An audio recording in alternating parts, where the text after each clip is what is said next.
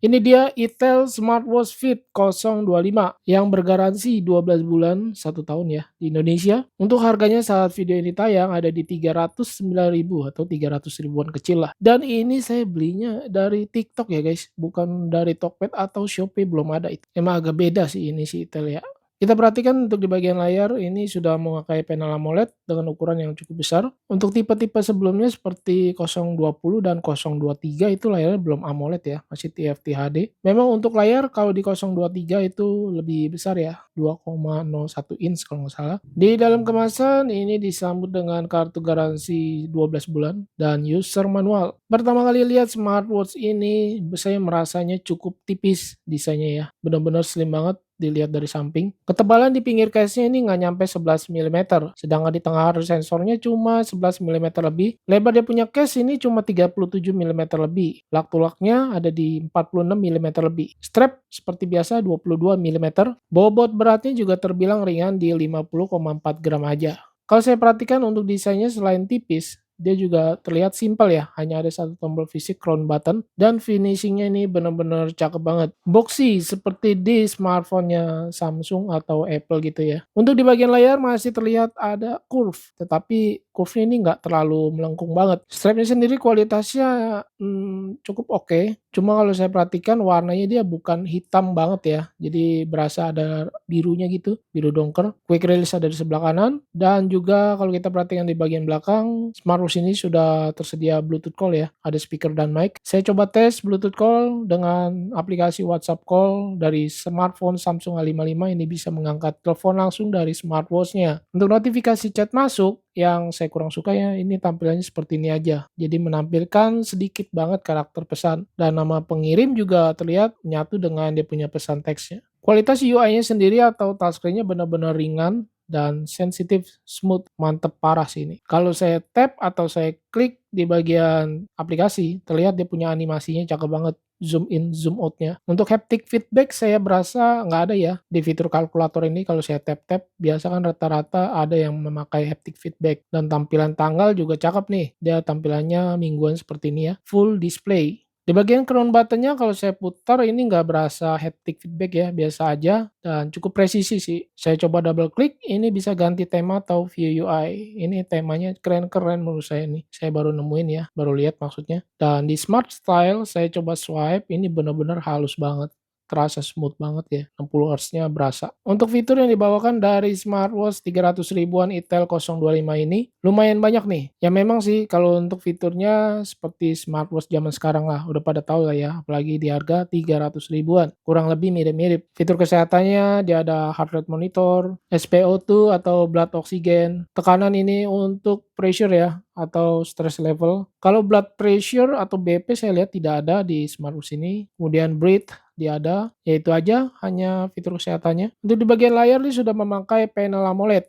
Yang tadi saya sebutkan di awal, ini berasa dia punya AMOLED-nya warna hitamnya pekat banget. Tapi memang untuk AMOLED-nya ini tidak seperti smartwatch AMOLED yang harganya jutaan ya, beda banget. Untuk setting brightness juga nih agak ribet nih, masuk dalam setting dulu ya. Kemudian kita pilih kecerahan, setting brightness saya pakai yang level 1 aja.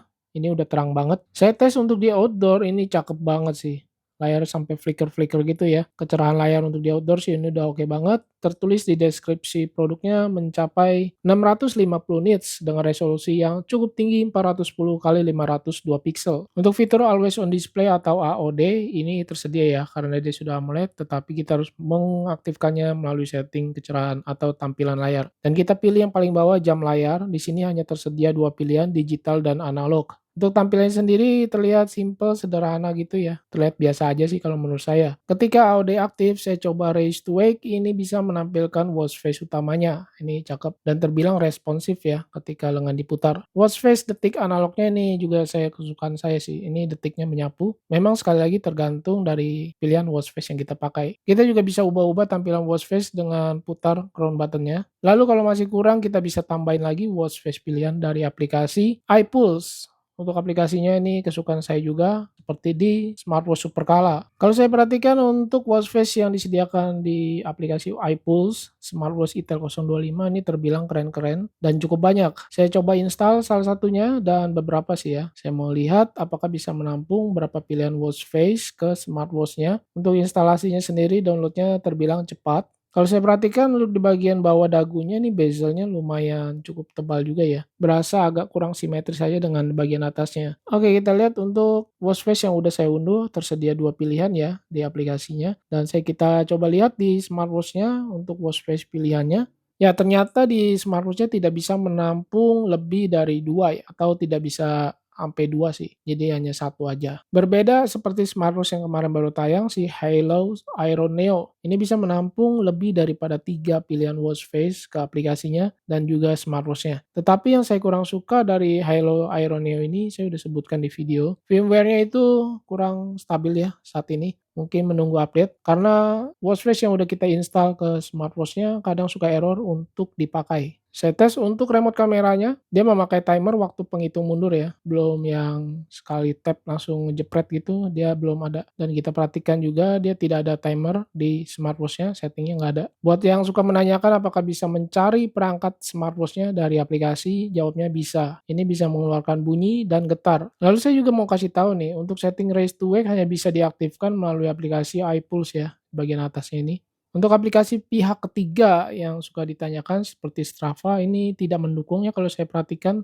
Untuk pilihan mode olahraganya sendiri terlihat cukup banyak, tetapi dia belum built-in GPS ya. Maklum, harganya cuma 300 ribuan. Dia ada timer waktu penghitung mundur, dan tampilan data yang ditampilkan di mode olahraga cukup lengkap banyak ya. Tapi kalau saya slide ke kiri ini tidak bisa menampilkan Bluetooth Music. Fitur-fitur lain seperti Bluetooth Music pastinya ada, lalu stopwatch, pengatur waktu, jam alarm, kalender, kalkulator, games, tersedia hanya satu ya. Setting screen time off, ini cuma 20 detik. Ini sebentar banget ya menurut saya.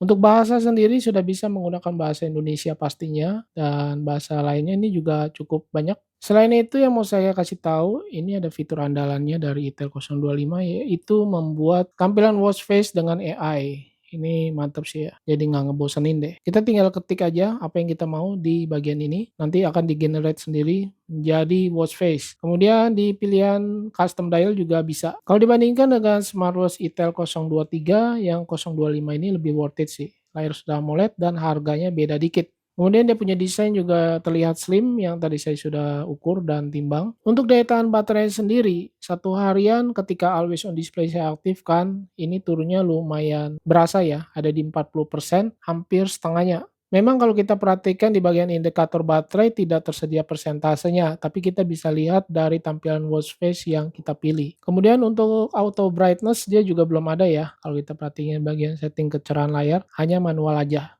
Ya, smartwatch ini ditujukan untuk kamu yang suka dengan minimalism, simple, slim design, model square, dan harganya yang terjangkau. Lalu buat kamu yang berlengan kecil seperti saya yang lingkarnya cuma 16 cm atau 15 cm, ini masih cocok. Walaupun terlihat strapnya cukup panjang di lengan saya. Saya suka untuk tampilan desainnya yang terlihat slim, minimalis ya. Ini benar-benar tipis. Jadi ketika lengan kita kecil sekalipun ini terlihat pas aja gitu. Enak dilihatnya. Nggak terlalu tebal banget. Walaupun memang untuk lak-tulaknya lumayan besar.